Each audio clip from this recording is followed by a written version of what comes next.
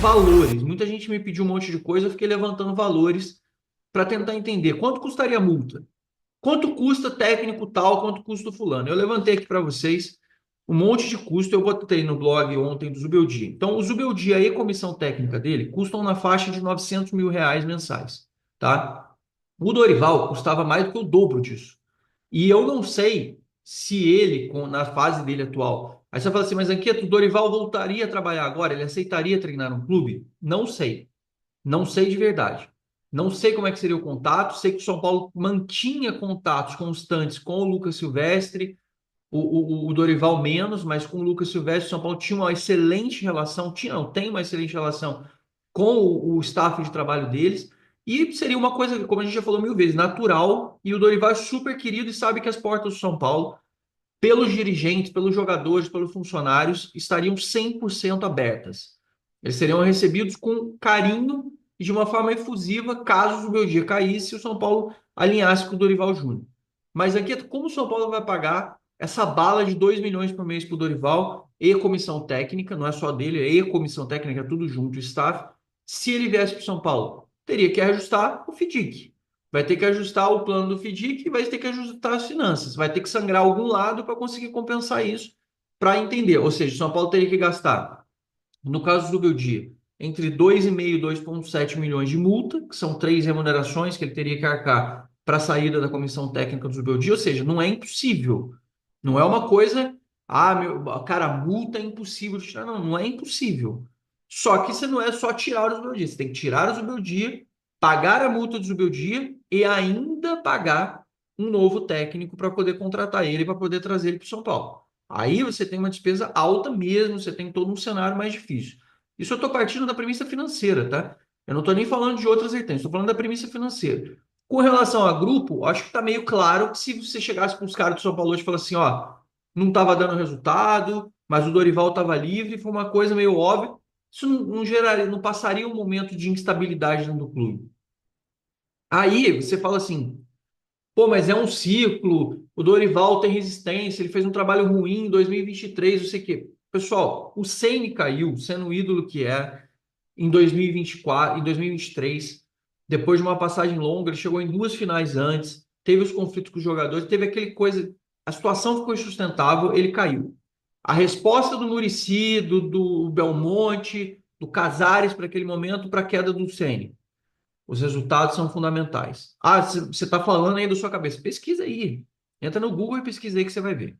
Todas as entrevistas que eles falam, todas, é assim, futebol é dinâmico, é aquela frase assim, futebol é resultado.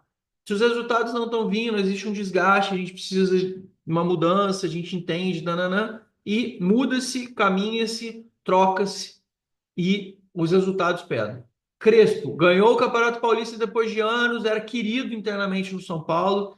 Quem as pessoas não gostavam e tinham um conflito não era com Crespo, era com o Corran, que era o preparador físico dele, que fazia os caras vomitarem no treino, aquela história toda que eu já contei para vocês, ou posso recontar um outro dia. Aí muita gente falou assim, pô, Zanquete, você viu que o Antônio Oliveira, o português, que treinou Cuiabá, Atlético Paranaense, Corinthians, ele estava no Morumbi assistindo o jogo no sábado, etc. Vi lá nas imagens que publicaram, não sei nem de quem era a foto, que eu vi. A gente vê no WhatsApp, e aí a gente vê no WhatsApp e um monte de gente escreve em cima, bota um monte de coisa. Então eu não sei exatamente qual é o autor da fonte. Antes que alguém pergunte, quem é o autor da foto? Não sei. Porque vi essa foto de diversos lugares e cada um botava um texto diferente embaixo da imagem. E aí eu fui pesquisar para ver os salários, as remunerações, que a gente sabe que não dá para também ter certeza absoluta, porque a gente não viu o contrato.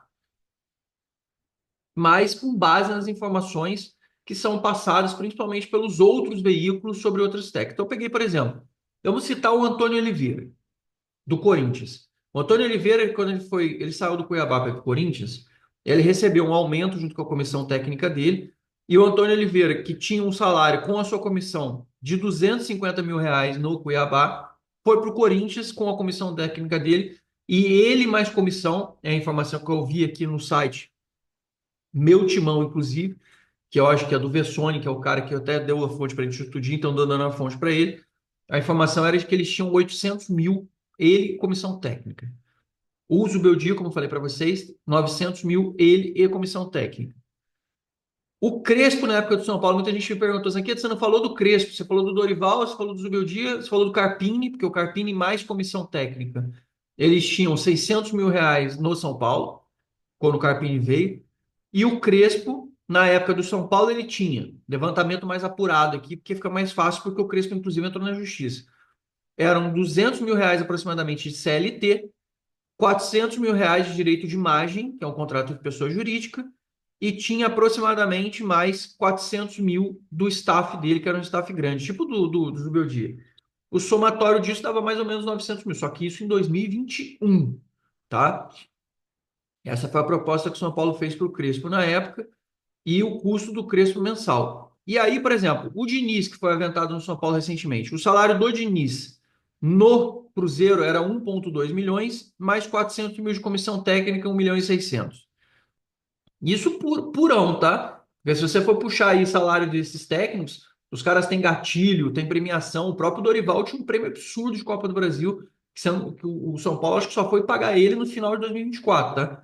Que era a premiação da conquista de título, chegar em finais de campeonato, classificação para Libertadores. O próprio Zubeldia também teve uma premiação por classificação igual os jogadores tiveram. Muita gente reclamou, como assim? Nós estamos pagando premiação por sexto lugar e classificação para Libertadores, classificação fase de grupos de Libertadores, mesmo que tenha sido com a oitava vaga, no final das contas, eles classificaram, eles conseguiram a vaga, é isso que está previsto no contrato, os caras têm esses valores ali de bonificação.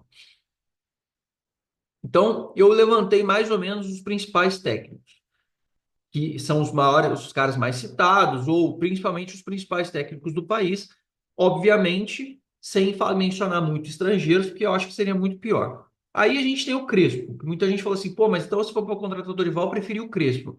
Vou falar de mim. Eu sou um cara que adoro o jeito do Crespo de olhar o futebol. Eu acho que o Crespo foi o técnico mais estrategista e tecnicamente preparado que a gente teve nos últimos anos e muito tempo no São Paulo. Todo jogo de mata-mata, todo jogo de decisivo, o São Paulo fazia partidas excepcionais com o Crespo, com um time limitadíssimo, tá? Tô falando de um time limitado jogando partidas excepcionais. O Palmeiras do Abel Ferreira na melhor fase, o São Paulo não conseguiu, o São Paulo foi campeão paulista e na Libertadores o São Paulo só não classificou, só não ganhou contra o Palmeiras porque o Pablo, que era até o que jogou com a gente no sábado, ex-jogador nosso, ele perdeu gols inacreditáveis. Aí vai ter gente que vai falar assim: "Ah, mas ano passado o Zubeldia também caiu porque o Lucas perdeu um pênalti". O Caleri perdeu o pênalti no sábado. Se a gente for começar a lembrar assim, mas, gente, estou falando time por time. O time de 2021 do São Paulo não tem comparação com o time de hoje, tá? Não tem comparação com o time de hoje, qualidade técnica, nível de jogadores, nível de zaga, qualidade de laterais, nível de parte ofensiva. O time é muito melhor, mas muito melhor mesmo, na minha opinião. Então, eu digo para você assim, o problema do Crespo não é tático e técnico. O Crespo, nesse ponto, tanto que ele derrotou Jorge Jesus com um time inferior. O Crespo foi campeão da Sul-Americana com Defensa e Justiça. Ele foi campeão paulista com São Paulo.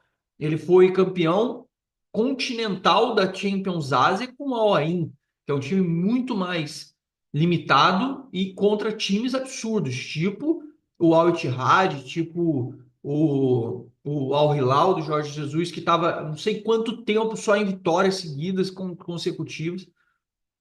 Ele ganhou de times muito acima do dele, com orçamentos melhores, porque eu realmente acredito que o Crespo tem um jeito de trabalhar e consegue trabalhar o time. A questão do Crespo é o vestiário, onde técnicos reinam, que aí você pega o Dorival. O Dorival não é excepcional, mas ele equilibra no dia a dia, tendo um bom vestiário, bom relacionamento e um sistema tático padrão, que é aquela coisa que funciona, mas não é exuberante, não sei o quê, mas o dia a dia ajuda a você conseguir essas coisas.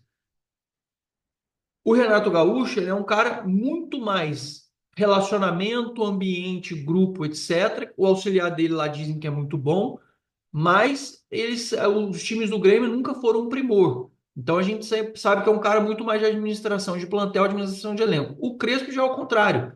Ele é um cara essencialmente, essencialmente tático e técnico. O dia a dia com os jogadores não é ruim. O problema é gestão de vestiário. E a gente sabe que tem insatisfação, cara que se vira contra, cara que isso, cara que aquilo. E neste ponto, o Crespo ele tem uma mentalidade muito europeia. Ele viveu anos na Europa. Ele não enxerga com os jogadores dele. Ele não pega essa coisa da malemolência, da reclamação, do ambiente, não sei o quê.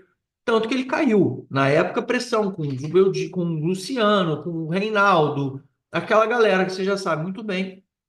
Ele não resistiu e acabou caindo. Os caras se voltaram contra ele naquela época. E veio o Rogério Ceni porque ele tinha perdido o grupo, que é o que todo mundo fala. Ele perdeu o vestiário, e perdeu o grupo. Então tem esse lance do Crespo. Muita gente fala assim, "Nanqueta, quem você preferiria?" Eu vou falar para vocês com honestidade agora. Presta muita atenção. Eu prefiro 2 vitórias seguidas do meu dia e paz. Essa é a minha preferência.